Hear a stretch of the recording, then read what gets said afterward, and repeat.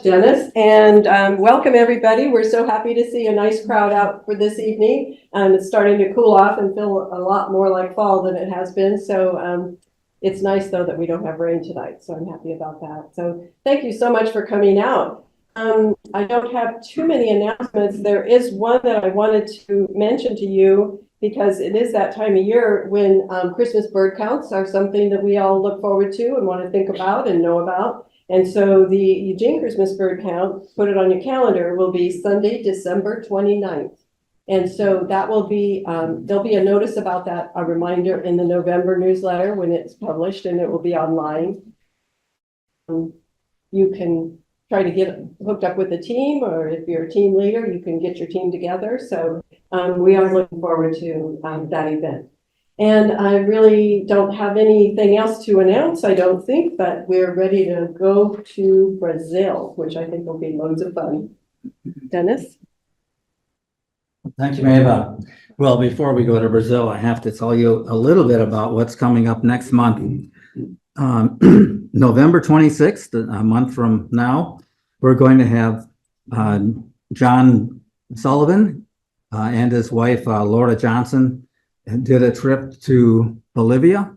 And what's really interesting about this trip is that it wasn't focused on birds. Now, they did see birds, but it was focused on bugs and lizards and snakes and all sorts of things. Rich Hoyer was with them, and he's here tonight too, and I think he'll be able to come back next month too to enjoy this presentation. I think as John calls it, I can't see the name, Bolivia, Birds, Bugs, and Boas.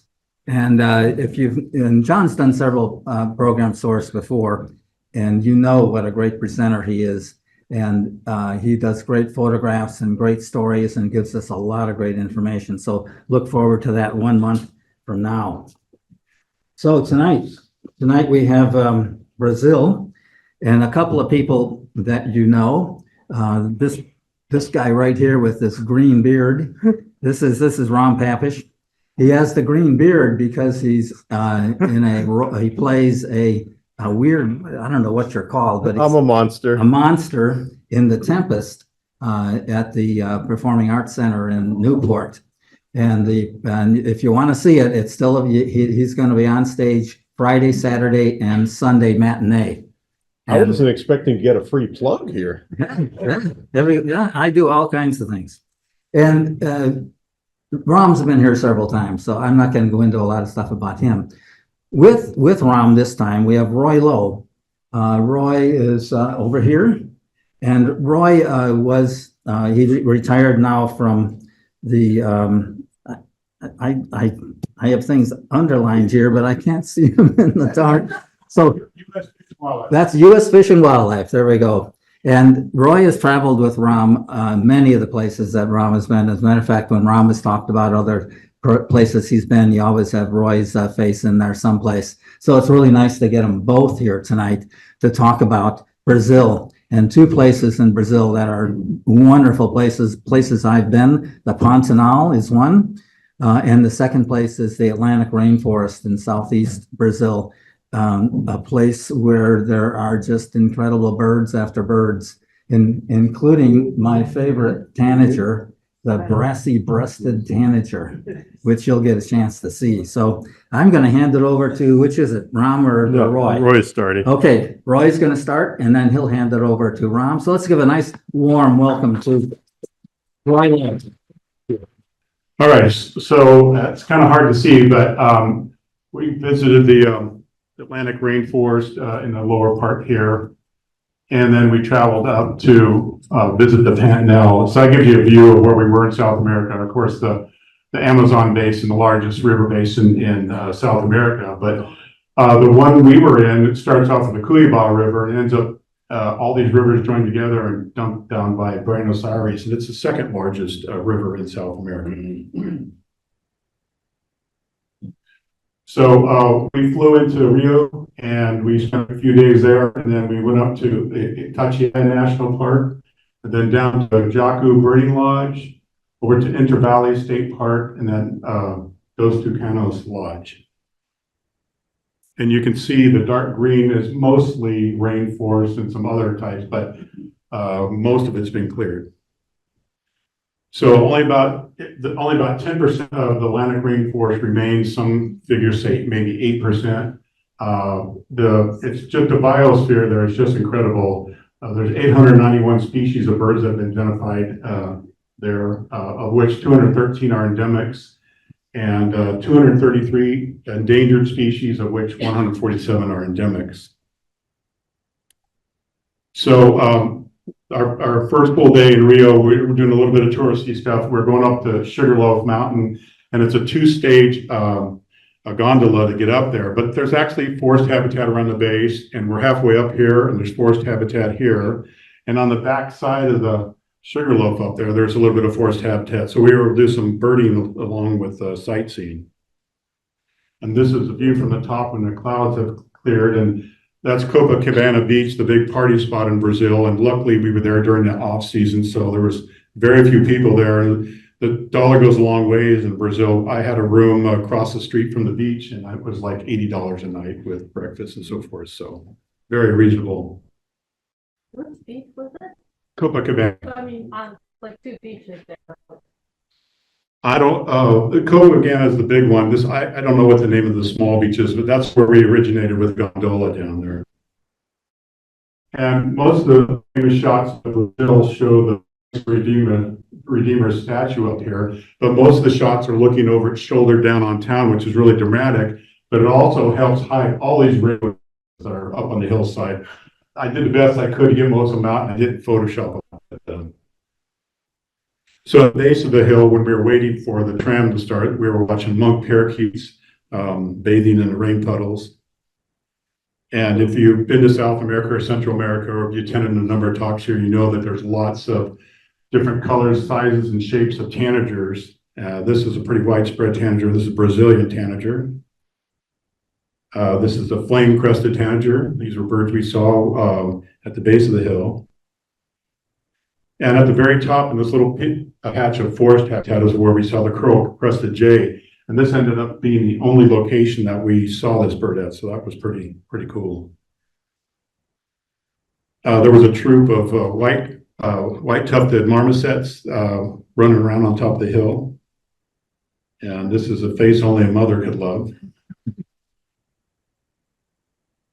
And then we took an Uber over to the botanical gardens, and we wanted to see some cool plants, but our main target was birds because it's a nice big vegetated area in an urban environment. So this is a pretty cool flower. This is a flower of a cannonball tree, and you can see where it gets its name. And fruits grow right on the trunk of the tree, and they're really a food source for animals and birds that will feed on these. We watched Great Kiskadee, and I didn't know a lot about Kiskadees, but I was figuring it was mostly a flycatcher, and I was wrong. We watched catching frogs and fish out of a pond. So taking it to its nest to feed their young. So I learned something there. In that same bush, there was a pair of masked water tyrants that were building a nest. We took a little bit of a break. And we're having coffee. We saw these two birds flitting in and out of a small shrub. So we walked over there, and there was a pair of yellow lord toady flycatchers that were building a nest. So this is pretty cool to see these birds in Rio de Janeiro, because it is a big city, but there's a lot of surrounding habitat. There were lots of rusty marginated iguanas walking around the site, and they were very accommodating, as you can see. When they're not in the park or in the city, they're very tasty, so they're really wary of people. And this was probably my favorite bird in the park, was a channel-billed toucan, and really cool to see these inside of a big city. And there were several troops of brown capuchin monkeys that were running around, and they had learned to pester tourists, so you had to keep control of your purse and your backpack and so forth. And before we left Rio, we wanted to do some Brazilian things, so we went to a rodizio restaurant, and This is a all-you-can-eat restaurant. This had a really great buffet. But the tradition is they bring these big cuts of meat around, and you can see as he slices meat off, you have these little silver tongs, and you hold the meat. And so there's all kinds of beef and lamb and sausage and chicken, and this goes on and on and on. And the kind of interesting thing is Ram is a lifelong vegetarian, so he was admiring Don and I on the amount of meat we were putting down, and we were there more than 2 hours, I think. But it was pretty fun, and there was lots of great food in the buffet for Ram, so he didn't. Yeah, close enough. But in addition to liking lots of food, the Brazilians also like their beverage in quantity.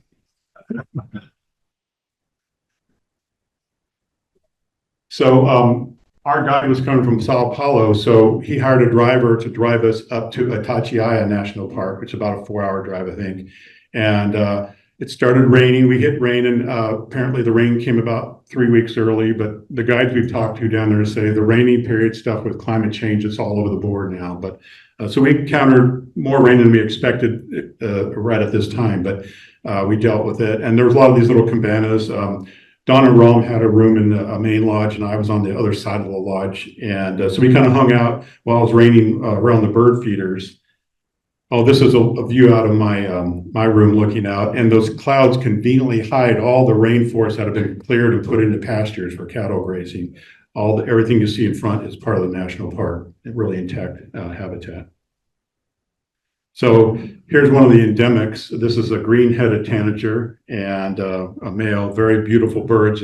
The detail on these birds are exquisite, and it's a little dark and wet, but it was pretty nice to just stand on the balcony and see these things staying dry. This is a blue Dacnus. This one's actually blue. The green-headed one, I'm not sure exactly how they call the head green, but. And then this is a chestnut-breasted euphonia, another bird that was flinting around the brush right below us. And then it was raining pretty good at one point, so we were standing under the eave where my room was located, and we were watching these maroon-bellied parakeets that were feasting on wild figs.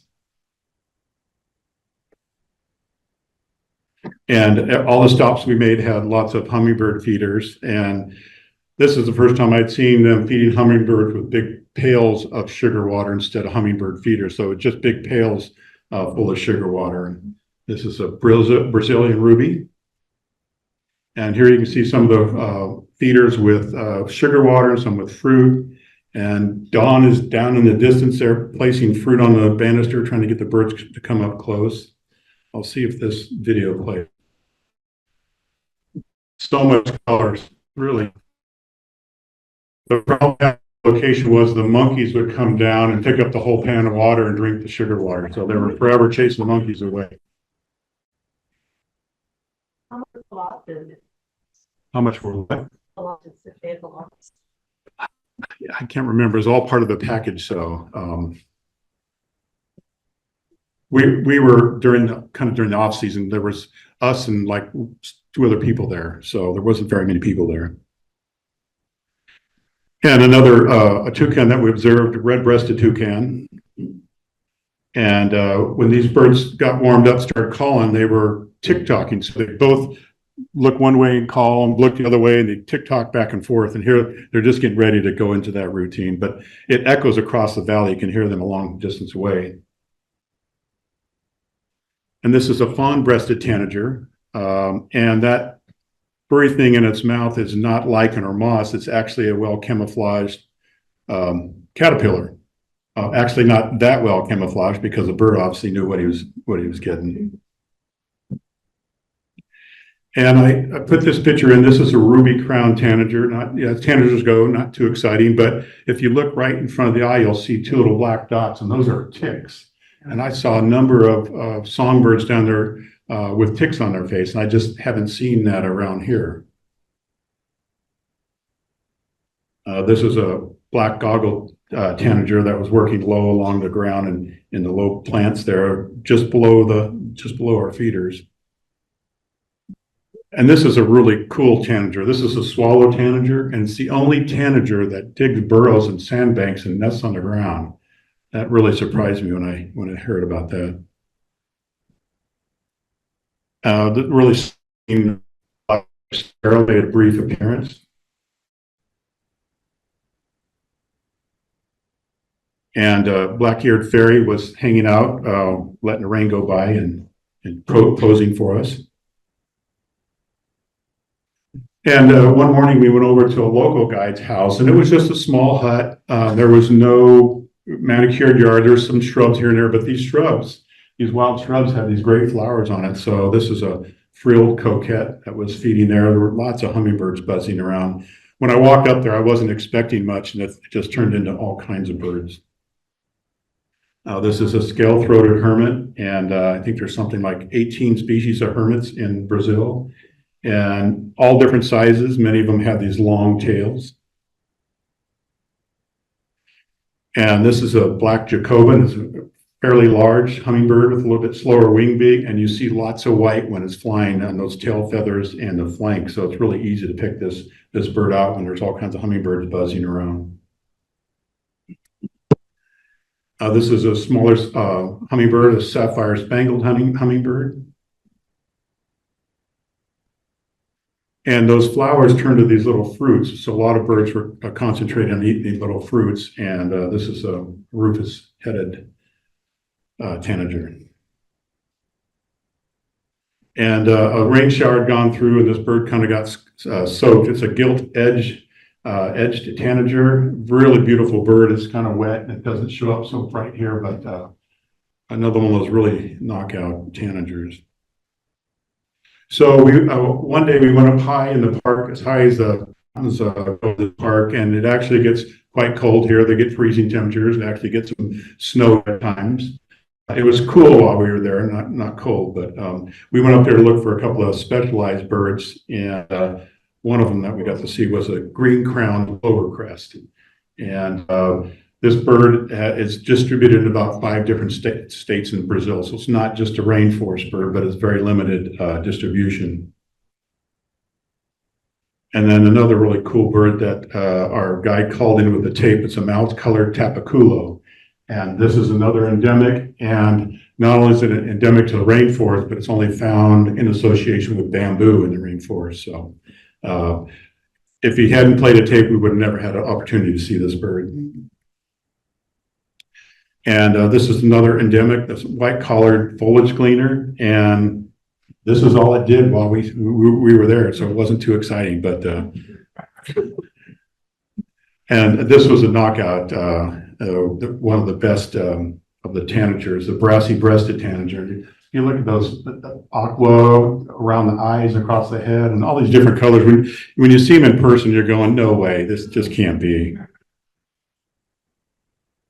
So then we went to what's called the Jaguar Birding Lodge, and it's a family that owns about 400 hectares of rainforest, privately owned, and there's 4 houses there, and each of the family members live there. And so groups come here for the day and bird and stuff, and they were just kind of toying with having it be like a birding location where you stay overnight. But Ram and Don and I and our guide maxed out the rooms, so it's never going to be any kind of big thing. It's just a really small operation, but really well-maintained grounds, lots of feeders. They have trails in the forest, and they encourage you to wear leg irons to prevent getting bit by venomous snakes. So, but it was a really fun location. And I wanted to show this ultramarine grosbeak, and if you look at its right leg, you'll see a metal band on the leg. And Brazil apparently has a pretty good program now for rescuing birds that have been illegally trapped and put in houses. So they have tip lines and all that sort of stuff where people can turn in their neighbor anonymously, and they'll come and get the birds. And then they take them to a rehabilitation center in Sao Paulo, and then they release them. And this is one of the release sites. So we saw a number of species flying around with leg bands. And this guy has school groups come in and they talk about, protecting the forest and protecting the birds. So it's really, really pretty cool. And we had some chestnut-bellied guans walking around the property there. Another really cool tanager, redneck tanager. And again, the detail on that with the feathers around the eye that go across the forehead, a little bit of golden wing bar. And for hummingbird, this is a Pantanal hermit. And what I like about this is it's I don't know what to do about that. There we go. It's a pollinator. So these plants, the anthers, the stamen are on the outside of the plant. When it sticks its bill into the nectar at the bottom of the flower, it rubs all this pollen on its upper bill and forehead. And then, of course, when it goes down, it leaves some. And it's easy to see how this euphonia got its name. It's Violatus euphonia. And these are green honey creepers, and I'm hoping they named it to the female because that male does not look green to me. But seems like Brazil and some of these colors that look to me, they're calling green. But okay, and Brazil has some really cool woodpeckers, some really beautiful plumage. This is a blonde crested woodpecker, and this was working around the compound and visiting feeders. And then we went to a little community of Ubatuba, and a guy named Mr. Jonas has been feeding hummingbirds for over 20 years on his own. He's out in the middle of nowhere. We had to go down a muddy road that we were in a two-wheel sedan, and it rained hard, and I don't know how we got in and got out, but we did.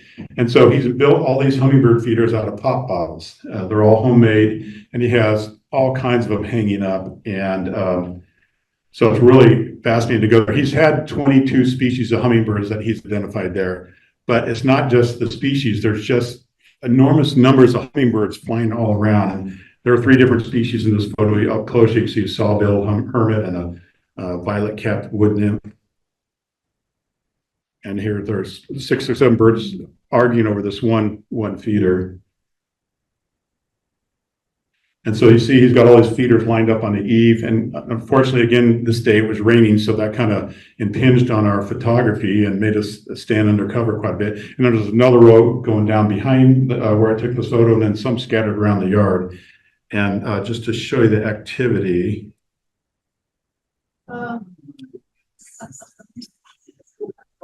You're trying to identify birds that go back and forth. They're flying around. They're roosting above us. It's really amazing. So there's no fee to go there. You just have to call him or send him an email, and he'll accommodate you. He only asks that you bring a sack of sugar along because he goes through a little bit. And here I've slowed down the action a little bit here, so you get a little bit of feedback. See over in the background there, they're fighting over one feeder over there, and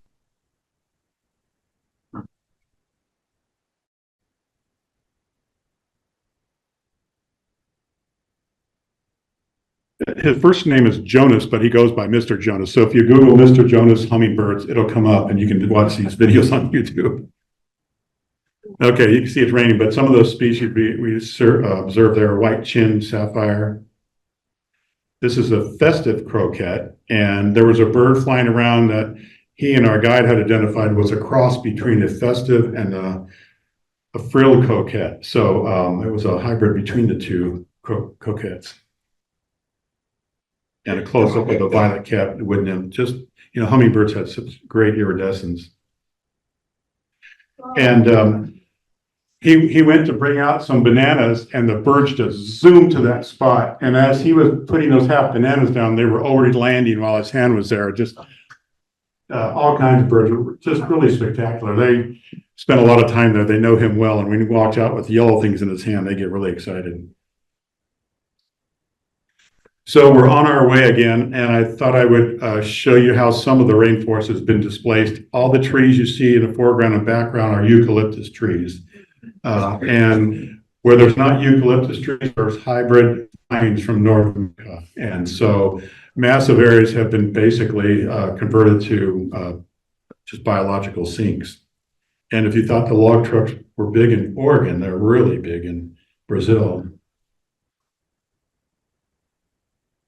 So here we are at Intervalleys State Park, and this is the entrance to the place where there's some 3-story lodges to harbor people, and there's some other buildings and maintenance buildings. And we were able to change our trip. We were going to be here on a weekend where there were going to be mass numbers of students. And so we were able to switch things around, and there were basically almost no one there, just a few other birders while we were there. But, you know, we walk outside of our little lodge and we're 100 feet in the rainforest seeing really cool birds. Like this pavonine cuckoo that are pretty stoic. They pretty much just kind of sit around and don't make a lot of calls. And this was a really, really cool bird. This is a swallowtail katinga on a nest. And another swallowtail, this is a swallowtail mannequin, was singing up a storm as we walked down this old abandoned road. And not to be outdone was the pin-tailed mannequin. And where we took this photo was very dark, and I thought I had no usable photos, but through the magic of software, I was able to rescue this photo. I was really surprised. And, you know, when you're down there, you see lots of birds that have the word ant in their name. So this is a squatamate ant bird, and it's relatively easy for a guy like me to find it in the field guide, as opposed to a lot of them that are LBJs or little black jobs. And so there's ant birds, ant thrushes, ant shrikes. This is a variable ant shrike, a little bit easier one to tell than some of the others. And there was a row of bottle brush that really were bottle trees. That was stuff I used to have in my yard in California that were this high. These were like 25 feet tall, and hummers loved them, and some of the tanagers were working them. And then another one of the woodpeckers. This is a lineated woodpecker that made a brief appearance out in the open. And buff-necked ibis, and it's young on the right that's beginning to be fed, and after about 10 minutes bugging it finally got fed. But they're standing in an araucaria tree, and this is what the tree looks like. The common name down there is Pantanal pine, but it's not a pine. It's Araucaria angustifolia, and it's in the same genus as monkey puzzle tree and Norfolk pine that you may have in your yard or you've seen around town. But this tree produces really edible large nuts, like pine nuts, but big and very edible. And unfortunately, this ecosystem is endangered. 97% of the Araucaria habitat has been eliminated. And there's still some festivals. The natives people used to gather them. A couple cities have festivals and they collect like 7.5 million pounds. And I'm thinking, is that all the pine nuts are left with only 3% of habitat remaining? So it's a critical habitat that's endangered. And this bird here, the Araucaria tit spinetail, is only found where this tree is. So its range has been reduced by 97%. And then our last day at Inter Valley State Park, our guide hired a local guide who had some birds staked out, and they didn't tell us where we were going or what we were going to see, which made it really fun because we had no idea. And so the first stop was to see the purple crowned plover crest, a really cool hummingbird. And then we walked along a trail, and he knelt down and put some cracked corn on the ground. And all of a sudden, this covey of spot-winged wood quail came out, and some were actually eating out of his hand. So he has spent a lot of days every day feeding these birds so that they'll show up on time for clients. So you got to be really dedicated to do this. Otherwise, the chance of seeing these in the rainforest would be pretty limited. And another spot we made, same thing. We had to wait a little bit longer, and then this solitary tinamou came out to get a little bit of grain. And you can hear these birds calling. We heard them calling at various locations, but trying to see them is a nightmare in the forest. And then we walked out in a marshy area, and I had no idea what we were doing, and I was worried about my tennis shoes on. I didn't have my boots on, and all of a sudden, all these birds started landing around us, sapphire finches and some other things. I thought, what's going on here? And he bent down and put some grain down, and this red and white crake walked out of the marsh. Another bird that I'm sure we would have never seen without his assistance. So that was really, really fun. Okay, so then we traveled to Dos Tucanos Lodge, and it's a relatively new operation. We have 70 acres of rainforest, so it's not real big, but there's these roads leading all around the area that you can bird on. So it was a really, really fun site to stop. And you have a balcony up there in the lodge, and then there's a couple other buildings for housing and stuff. And they have these great feeders right on the deck. And things like the saffron toucanet, which is endemic, come right to the feeder. In fact, at one point, one of them ate banana out of Don's hand. And I only show this photo because I hadn't been around a lot of toucans. And I really thought that the tongue was pretty cool. It looks feathery like, and but they were coming right into the feeders. I would have never guessed this was a tanager, but it makes sense that it's a magpie tanager because it looks a little bit like both. And then another really cool woodpecker. This is a male yellow-fronted woodpecker, and these guys were coming to eat banana and papaya at the feeders. I got a little video here that's taken with a cell phone, so it's not the greatest.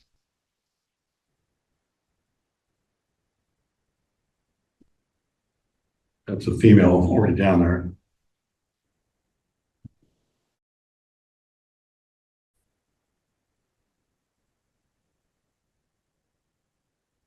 Really beautiful colors. I like the goggle effect with the white around the eye. That's a really cool feeder that swings that arm, so they can pull it in, put it and send it way out. You can take photos that like it's natural area. There you can see part of the rigging. But and we were walking a trail. We heard our guide was super excited with this camera, so I whipped mine out and started taking these pictures. This is helmeted woodpecker. And this bird requires large tract rainforest. That sounds to a couple species we have in our forest here that require intact large tract of forest. There's about 3,600 adults remaining in the population and declining, but it looks like it just got back from Burning Man. And then on the small scale of woodpeckers, this is a white articulate, and it's about the size of a red-breasted nuthatch. Some of the perching birds we were looking at, long-tailed tyrant. This is one of many wood creepers. This is white wood creeper, and you can barely see, but there's a little tiny ant on its upper bill, and that's what it was eating. I'm thinking, how many ants do you have to eat before you get a positive effect? And this is a female blue mannequin. We watched her build a nest along the creek. We never did see the male, but we didn't want to stay long, so we got a couple of photos and moved on. But one of the bucket list birds that I wanted to see was a royal flycatcher, and we saw a pair building a hanging nest over a small stream.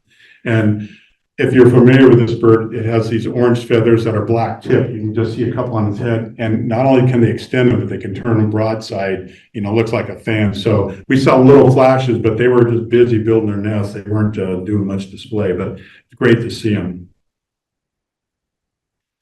And this is a Euler's flycatcher. And I know that because the guy told me.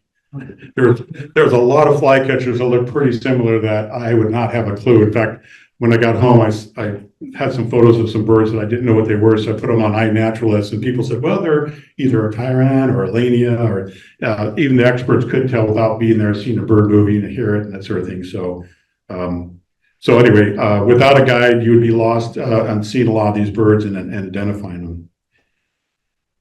And now I'm going to turn it over to Ron Papish.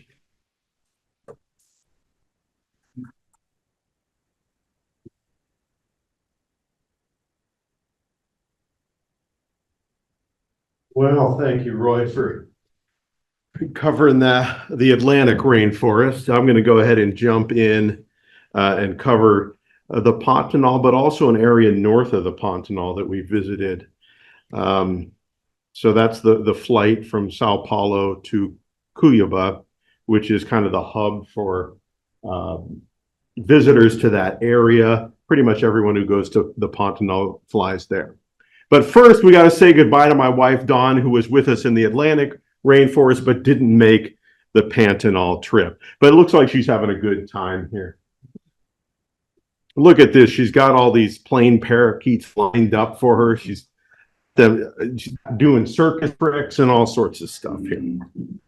And so one thing that Roy didn't mention necessarily is just how easy it is to photograph birds in the Atlantic rainforest, not only at the feeders, but we found that to be the case in the forest as well. It's a spectacular location. So there's some enthusiastic feeders on me. So I did mention that, we left Dawn at in the Atlantic rainforest. We went to the Pantanal, but as we were about to fly back to the United States, we went to reunite with Dawn, and this was all that was left. I mean, there's a field guide. Those are some aggressive parakeets. Okay, Roy, I didn't realize you had seen the blonde-crested woodpecker, so I included it here to give you a hard time for not seeing it. But that point is mute. This is one of the birds I wanted to see most down there. It's just a gorgeous woodpecker, and it goes well with bananas. Wow, I didn't realize the text was going to be quite that large.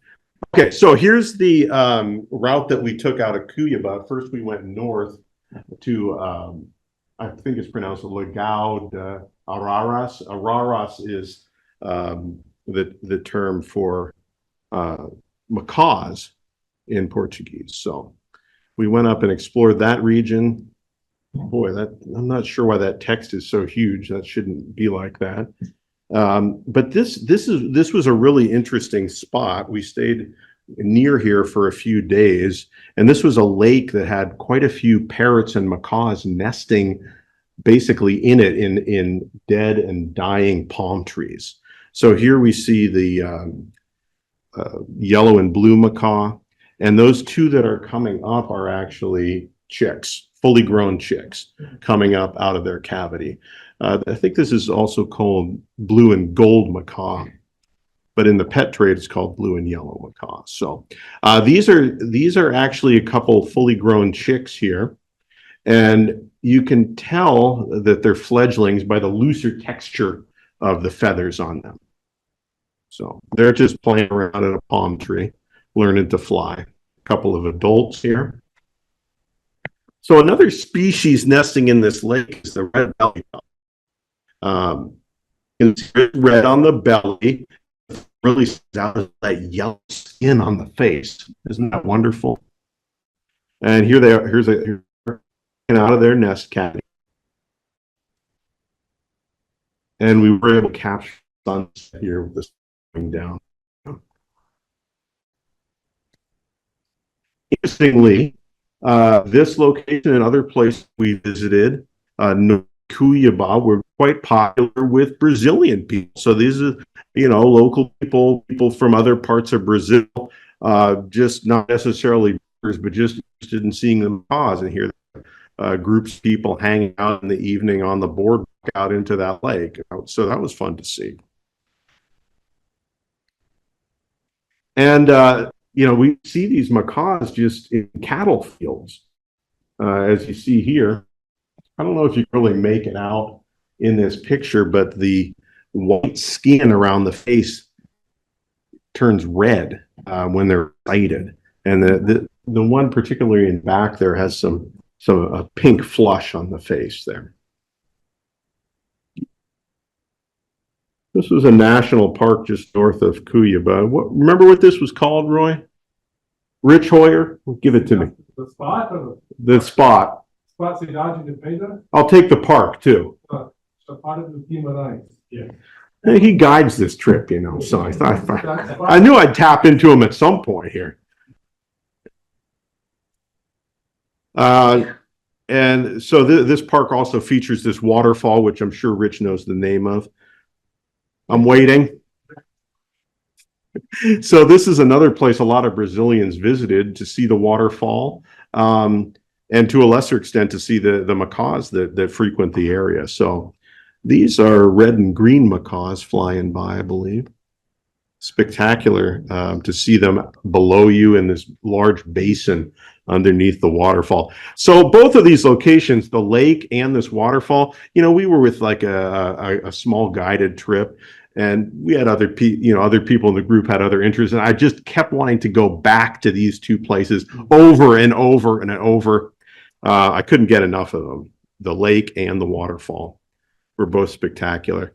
This shot has some nice abstract, almost star-like plants in the background against the rocky wall of the basin. Blue-winged macaw is an endemic to Brazil. Does anyone know what this is? Springfield. Okay, we got capybara. You know, they do look kind of like capybara, but they're about 1/5 of the size. These are guinea pigs. And you think of them in captivity, but these are actual wild guinea pigs that are native to that area. So this is an interesting bird, the Surima. It is in its own family, and it is a spectacular long-legged species of the savanna. See that? It's got a lizard foot that it's eating there. Spectacular crest, and this is a very approachable bird. It was just right outside our lodge. We just could walk within a few feet of it, and it was incredible to see. So this is the barefaced curassow, and you know, curassows, in my experience, are usually very hard to find because people hunt them in a lot of Latin America, but they must be well protected here because they weren't particularly shy. This is the male, and I think the female's even more spectacular. Again, right around the lodge. This was like right next to a horse barn. So sharp looking bird, the black crested tyrant that like to frequent those rocky canyons. Now the letter Aracari is also a gorgeous bird that we were very excited to see, and we were telling people about it. They didn't seem so excited. It turns out this is almost considered a pest. Like, it comes up to houses and knocks on the windows and causes all sorts of hijinks around town. So, oh, it's fabulous, I think. Okay, so we're going to go ahead and head down to the Pantanal now. We stayed at a couple lodges down there. Oh, yeah. Here's the hyacinth macaw. They are a bird of open savanna habitats and wetlands. I believe they are the largest macaw, and you can see they need quite a large cavity to nest in. Look at the size of that beak. So this is my favorite bird from the trip. They're huge, they're spectacular, but as much as they are breathtaking, they're just as goofy as they are breathtaking. And they are just so wonderful to watch their behavior. I could just watch them for days on end. They're extremely charming and endearing, engaging birds. So here's one where you see that massive beak. It's getting a palm fruit. And this bird would walk down the tree, and you can see that's actually touching the lawn, grab a nut, and then walk back up or crawl back up. And interestingly, it would mix pieces of palm frond with the nut. Each bite it took, it would grab some and mix it in. And I don't know why. No one could explain this behavior to me, but I actually skipped going to see jaguars because I just wanted to hang out with these guys. Okay. So that tells you how much I like them. Jaguars? Are you kidding me? We got hyacinth macaws over here. Oh, and they're very slow and deliberate in their movements also. And you can see that just absolutely massive beak. It's a very large bird, and then the beak is proportionally even larger than it should be, it seems like, on this bird. So here they are eating some of the new growth on a palm tree. Okay, so this was our guide Samuel for the first half of the trip. And I don't know, Roy, we were driving along and talking about our pet peeves, okay? And this is where the title of this show starts to come in. And he had never heard this term. He was like, what is a pet peeve? So we had to explain it to him. And then he started giving us some examples like, yeah, now you exactly why doesn't like it when you do such it. And there's small things, okay, that shouldn't bother you.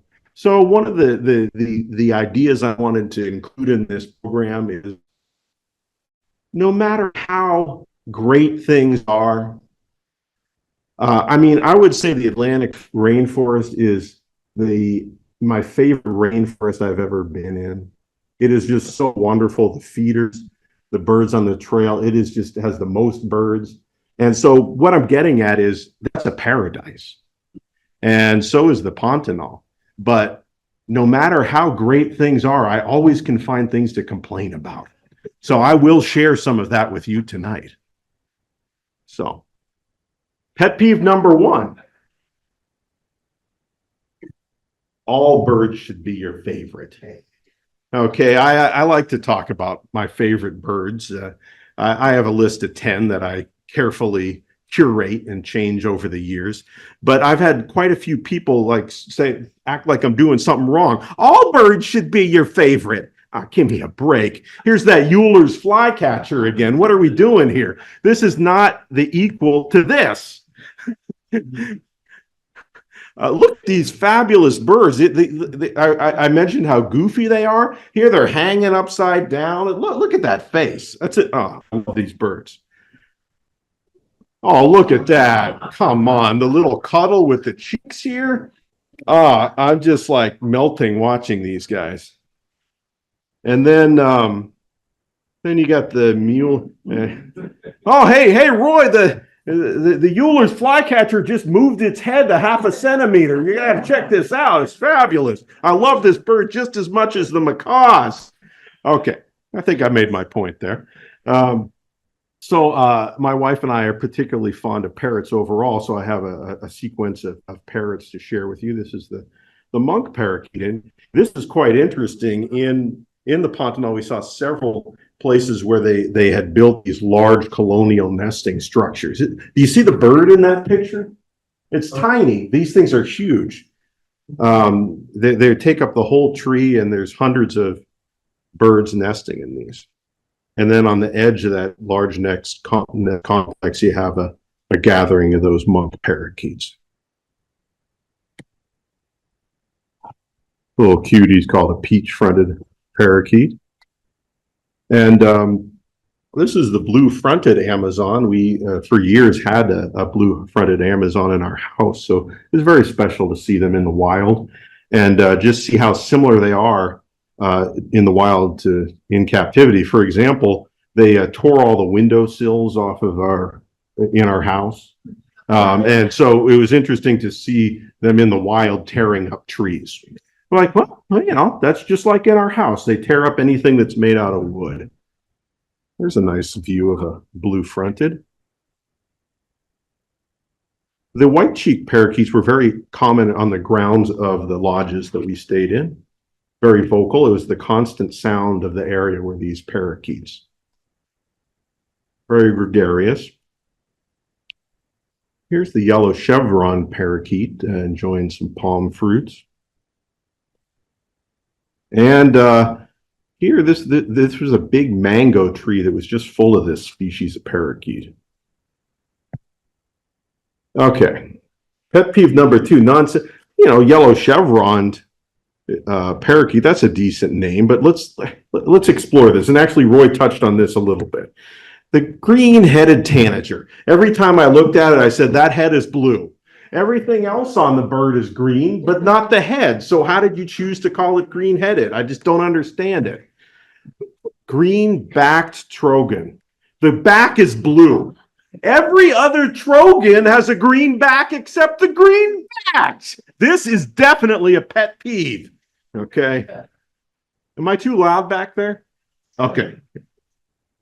All right. That's spelled wrong, but you'll get the point. Okay, so I understand blue-green, they're kind of close to each other. Maybe I could forgive that. That is supposed to be red-breasted trogon. Okay, so why does it have a yellow breast? There's no excuse for this. It has a red belly, sure, but it is distinctly called red-breasted toucan. So, yellow-bellied. Are you trying to frustrate me even more? Somebody's colorblind, so. Okay, we have a proposal that someone who's if they're colorblind, why do they choose to name the bird by its color? They should go with something else. Come on. Okay, well, that's a pet peeve, I admit it. Okay, so this is the Pantanal is a mix of wetlands and savanna, and this is the savanna area that's the equivalent of like the plains of Africa, the fruited plain with the herds of wildebeest. In the Pantanal, it's herds of capybara. Okay, giant guinea pigs. Going back to earlier, but they're also very cute. They're the world's largest rodent. Probably heard that.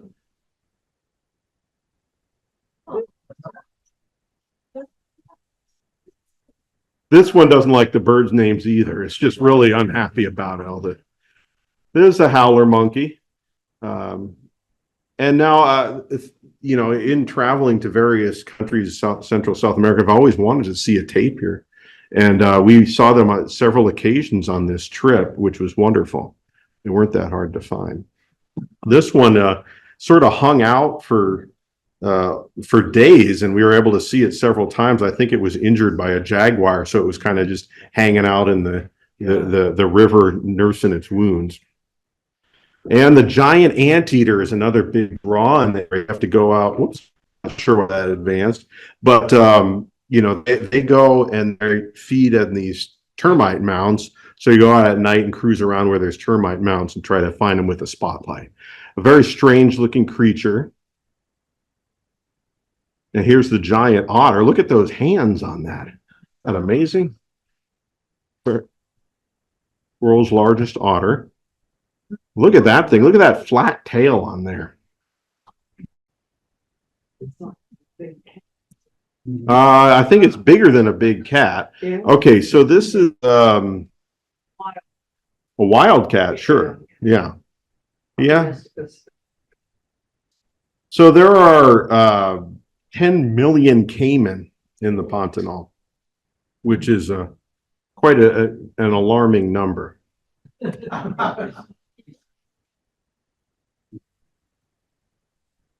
at that. So we saw those frequently, and they're wonderful to see. I tried to find the name of this lizard, and the guy just called it macho lizard. So I don't know what is it. What was that one called? Giant amaiva. Giant amaiva. Does amaiva mean macho in Portuguese? I may have got bad information, but the guide called this a macho lizard. Well, I mean, that's a good description, but okay, pet peeve in Brazil, tiny cups. You go and get a cup of coffee and you just got they actually weren't this small. This was a joke, but they were very small. So I just threw that in. That's a nice shot of an anhinga, just sunning itself. You can see every feather on that bird. Here's a rufescent tiger heron, common throughout these wetlands, and spectacular. This is a younger bird. That the previous slide was an adult. This is right at the lodge. Here's one with a, I mean, that's a, you know, looking at this picture, those two birds kind of go together. They have a nice similar pattern on them. That's a speckled catfish with the young tiger heron. And great blue herons were also catching this species of fish. And they would, it was great photographic opportunities because it took forever for them to swallow them. So they'd just be sitting there forever trying to swallow this thing. And, you know, after 100 photos, I turned to Roy and say, we got enough of this one? Let's go look for a jaguar. This is the largest kingfisher in the Americas, the ringed kingfisher. A couple of shots of that. And then the Amazon kingfisher. Looks like we're just going through water birds at this point. This is the spectacular Jabiru stork. What's the local name? Tui, I think. Yui? Tui, based on the call. But look at it inflating that throat pouch. We were there at the end of the nesting season, so you saw that nest earlier. The young had fledged by the time we got there. Look at those. Look at that thing. Long legs. These birds, there were some individuals that weren't shy and walked right around the lodge grounds. And they're about, I don't know, 4.5 feet tall, I'd say.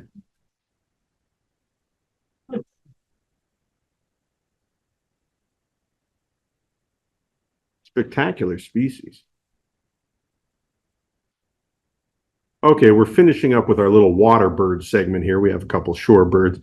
Look at this snazzy pied plover. It moved, they live along the waterways there and work those sandy mud flats and edges. Very sharp looking. Look at those legs. And here's the wattled jacana. I'd like to point out the toes. It's they live on floating vegetation. Also, I'd like to point out the spurs on that bird. You can see coming off the bend in the wing, those sharp yellow spurs. So I worked with this bird. This was the first field work I did, was with wattled jacanas. And when we caught them, they would just bury those spurs into us. So they use them to fight each other, but also to fend off humans that are trying to put color bands on them. So, and look at the beautiful yellow in the wings there. Plumbeus ibis has that shaggy neck. It's pretty, and oh, okay, here's a sun bittern, just showing off the gorgeous, that's what it's named for, that sun-like color in the wing there. And this is what you always want to see, is try to get a look at the bird in flight or showing off those wings. They'll display them also when they're disturbed. Sharp-looking Brazilian teal, widespread species in the country. The southern screamer. So this is a bird, I think it's also, there's this only couple species in this family. And they did make a loud screaming sound that you could hear from great distances. Large goose-sized bird. All right, pet peeve number 4. So we use the phone to call in birds. We use the phone to identify birds, or to look up birds like as a field guide. And then we would also use Merlin to identify birds. So we're getting the phone to identify the bird and call them in and do everything. I went on this trip to get away from cell phones, Roy. So at some point I just realized, what are we on our phones the whole time for? So tried to put it away a little bit. So now a lot of species you don't need to call in, like this caracara here. This bird is in hot pursuit of a guan, which it has captured here. And now we saw this bird out in the open running around, and we were like, what's going on here? There's some sort of commotion. And then we saw the caracaras attacking it. And this bird looks in bad shape, doesn't it? You see that? So it escaped. And we credit ourselves for saving it. Unintentionally, I understand. But anyway, it was a spectacular confrontation. There were 2 caracaras fighting this guan for quite a while. Here's the tuco toucan, which is just sort of when I think of a toucan, this is what I think of. From the back of Fruit Loops or something. I think it's the largest toucan, and they're actually quite shy. We weren't able to get super close to these, but they're large and spectacular. Now I'd like to tell you that this is a bird here, and my mom was visiting this weekend, and she kept insisting that I had written great potato on here, and she said, "That's a potato?" I'm like, "No, this is a bird." She said, "No, I think it's a potato." I never was able to convince her it was a bird. So does anyone see where the beak is on this thing? Okay, so let me use this pointer here. There it is. That's the beak, and this is the eye. Yeah. And it does look something like a potato. This Guerra cuckoo is very common. I think this particular photo made the cut for 2 reasons: very large insect in the beak and flowers. So, black-collared hawk is a fish-eating hawk that haunts the waterways of the Pantanal. Gorgeous color on it, very sharp looking bird. And the rufous-tailed jacamar, a bank nester. So we'd see these in a few times where there were muddy banks that it could nest in. And the Campo flicker liked to frequent areas around the lodges where it would put insects in the lawns. Similar to our northern flicker that we have down here, just really striking coloration. Okay, so these are all snail kites in the evening, and they're all getting together to roost, but quite an impressive assemblage of snail kites. Okay, so now we're going to finish up the program, and we're in this shot in hot pursuit of a jaguar. So the way this works is there's a number of different guides and boats out in the southern part of the Pantanal that is known for its habituated jaguars. Okay, and so the guides call each other when someone sees a jaguar. They call their friends, and they all come, bring their boats over to try to see the animal. So, we're cruising along looking at the snail kites or whatever, and then we get the call. The driver gets the call, and he kicks it in high gear, and then we off in high pursuit to try to see the jaguar. So, two things I want to emphasize as we look at some pictures of jaguars. One, it is that really the most wonderful thing about this experience is the ability to get to know individual animals. So we would get to know individual jaguars, and going along with this is you're able to see them going about their natural behavior. And I don't know of any other place in the world where you can watch jaguars just living their lives, hunting, doing what they normally do. They're so used to having boats around, so habituated to people that they just go about their business and seem to pretty much completely ignore us. And I love that. And I also love being able to not just see that's a jaguar. I know the particular jaguar. So those are the two things I wanted to emphasize as we look at these. And I think this was the most beautiful jaguar that we saw. And her name is Madros. This was the first jaguar we saw. We were very excited to see it on the bank. And then she jumped in and started swimming right toward our boat. Now, and when you're looking at these wonderful cats, you're never afraid. We were just afraid that we might disturb it by being in its way. So we would kick the boat into reverse, and she just swam right by us. Marcella is her name. This is a hefty, real solid male named Daru, and he's hunting. And this is would be a typical way that you'd see them working their way through the water hyacinth and piscia on these waterways. Those are those floating vegetation.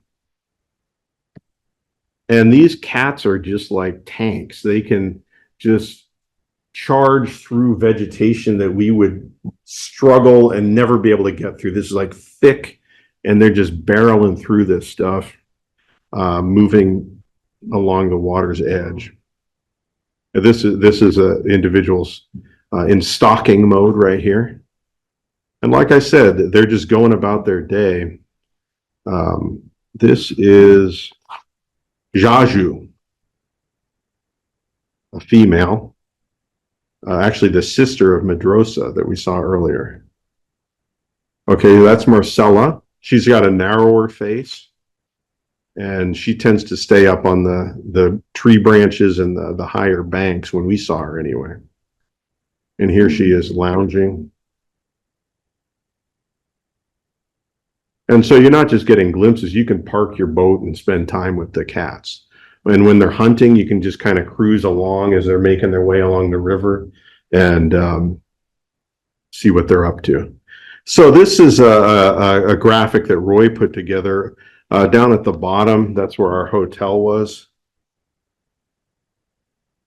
Hotel Pantanal Norte. And then these are all the locations we saw different individual jaguars. So you can see we saw quite a few different individuals over there 3-4 days. Yeah. Okay, so all these cats are tracked and named if they occur more than once, I believe. And here you can see, I mentioned, here's Jaju and Medrosa. And you can, I'm going to get to this, but they're quite easy to tell apart. And so there's Medrosa, also called Amber. Look at those amber eyes. Eyes really stand out.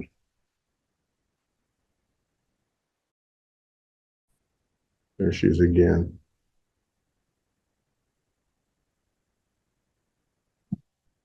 Okay. So this picture was taken from that group. So Medrosa was just hanging out by the river on a log for a long period of time. So what happens then, if there's no one else is seeing jaguars anywhere in the area, everyone's, people are out trying to find their own jaguar, right? But if no one's finding anything else, it's just Medrosa sitting there for hours. Every boat in the whole area goes to the one spot. And this is probably the most boats I ever saw in one area. And people, this is actually not a pet peeve. Okay. I'm like, it doesn't seem like that many boats to me. This is everyone out trying to see jaguars in the height of the season. It seems fine to me. And my thinking on it is, well, why, if you can afford to go see jaguars, who in the world wouldn't want to do this? So I'm like, this is it? This is all the people, like, what is everyone else in the world doing? This is the best thing to be doing right now. So that's kind of how I felt about it. But some people feel like it's too many boats. So Medrosa did jump in the water and catch a fish. Caiman and fish are the two largest components of the jaguar diet, with jaguars actually being the largest component of the diet. So here's the Jaju again. You can see the scar on her face, and this is with one of her cubs who's almost fully grown. So what I want to point out, I mentioned they're really easy to identify, but back when we had this group here, whenever we have a bunch of people like this, I'm trying to ask, what cat is this? What's the name of this cat? I want to know who this is. And 90% of the guides and drivers couldn't tell you who they were. I'm like, why is that? They're really easy to identify. The way I do it is I always look at that cheek right underneath the right eye. And they're basically wearing a fingerprint that is really easy to see. So look at that part of the cheek. And then I just look at this pattern here. And you can even tell just by one set of dots, like just by that, you can identify the individual cat. So that there again. Can you see that? That's the same pattern there. And then when I got home, I wrote to the people who track these and got an exhaustive, huge PDF that has every cat in the area detailed. So this is all the information about her. We'll see her mom, Patricia, later. Litter mate of Medrosa. And here again, you can see that distinct. You could look anywhere on this cat. I just choose to look in that one spot so it's consistent. When I see a new cat, I always look under the right eye. So there's Jaju getting her tail bitten by her cub. Jaru, you can see his tail is actually bitten off there. You can see the pink end of it. And you can see how that's a real strapping big jaguar. Very large and robust. Catching some morning sun. This is an unidentified animal that had just gotten in a fight. There was a male trying to mate with her, and she got in a fight there. Okay, so to finish up here, look at the eye on that cat. You think there's something going on under the water there?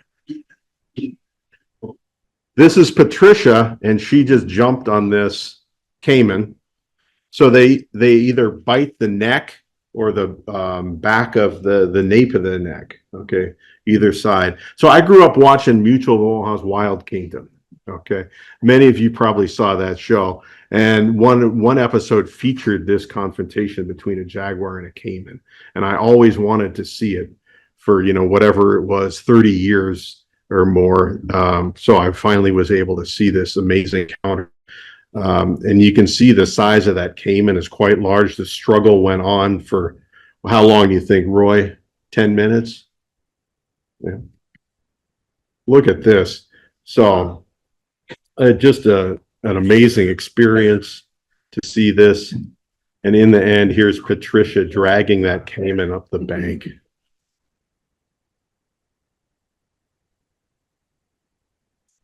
All right, so I mentioned my mom was visiting this weekend and I was showing her this program. So she said, you know what my pet peeve is? Too many pictures of jaguars eating caiman. Like, Mom, this was very special for me. I got to include several shots. So with that, I'll conclude the program with one of the superior birds of the Pantanal. These are the hyacinth macaw silhouetted against the sky.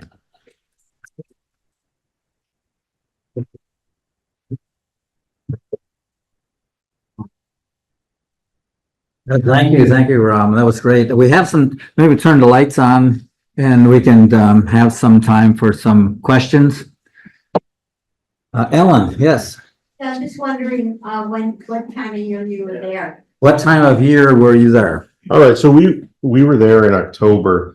Most people go in September. So we were toward the end of the season. Is that known as a nesting season? We were specifically timed it. So that the best time to visit the Atlantic rainforest would be September 15th. Just that one day. No, but seriously, that's when there's the most activity both at the feeders and on the trails. So we were there after that, and our guide was saying, oh, last week, 2 weeks ago, this was fabulous. That's actually a pet peeve of mine. I don't, anyway, if I went back, I would go earlier. So right around the early mid-September. And we were there a few weeks later. A number of mannequin pictures, and I was wondering if it was too late to see them on the left or. Okay, let me get to that in a second, but just to finish up with the best time to go and do these locations, August is actually the best time to visit the Pantanal for the jaguars. Rich may have a different opinion on this, but that's what, in talking to people, it's less crowded and you get cool snaps. So you get the shot that I want is a jaguar jumping off the bank onto a caiman. I know that's very specific, but you see more of that in August because the caiman have to come out and bask. So then the jaguars can jump on them. They have to get out there to warm up. Most people visit in September for the jaguars. That's the height of the season. It is more crowded, but that's like conventional wisdom is to go in September. This is a longer answer than you wanted. I understand. But you were also asking about the mannequins, the Lex, and I actually don't know the answer to that. Rich, you got something for us on that? I think it's variable from year to year. Okay, it's variable. And they'll do the lekking behavior even when it's not the peak of their breeding. So it's not a real distinct tight season. So that's not something you need to necessarily plan for. Anything help out the jaguar population I guess waterbirds is affected by the drought fires? Okay, so he was asking, the earlier question was what's the best time to go, and then what's the best time for mannequins. But to answer the question about the drought and the fires, I was unaware of the drought. Okay. But in terms of the fires, the year we went, there were particularly bad fires as there are this year. And what we were told by the company that we traveled with is that this is a normal part of the cycle on these wetlands is that they burn. Now, maybe they were just trying to get us to not cancel trip, but because those were really concerning fires. But I certainly think that these are worse than they have historically, and then as a result, they do affect the wildlife there. I don't know the specifics of it. What, Roy? There was. There's some discussion on people that own land that facilitated fires to get rid of tree brush, which was habitat for more grazing. So, and their former president of Brazil was not into putting fires out. You know, was let the Amazon burn, let the Pantanal burn. So they have a new president now that's more environmental minded. So hopefully that'll save some of that habitat.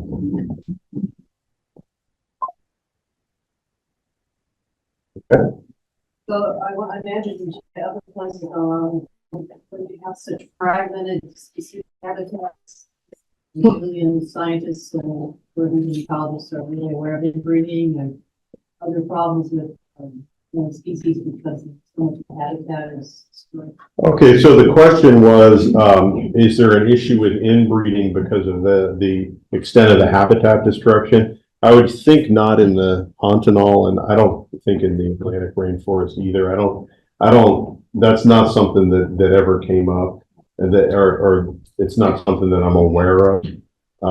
Because, you know, there is, an issue with some issues with the fragmentation and mixing of the gene pool. I don't think it's as bad as a situation where you're getting, declines in birth rates because of inbreeding. You hear anything about that, Roy? No, I just wanted to mention something about the jaguars. Brahm's wife had visited the Papish like 20 years earlier, and they saw the butt of one animal as it was racing away because the animals were hunted then. And so now there are tourist, attraction, and people are spending a lot of money to come and see them. So they're fiercely protected. And we heard that one local guy shot a jaguar that had killed his cow, and he basically ostracized out of the community. So the jaguar population is actually expanding out, recurring in areas where it hadn't been for a long time. So that's kind of a success story. And same with forest habitat. When you go down there to look at great birds, it's tourist money that's saving a lot of that habitat. So. Okay, anything else? Okay, well, thank you all both. Thank you very much.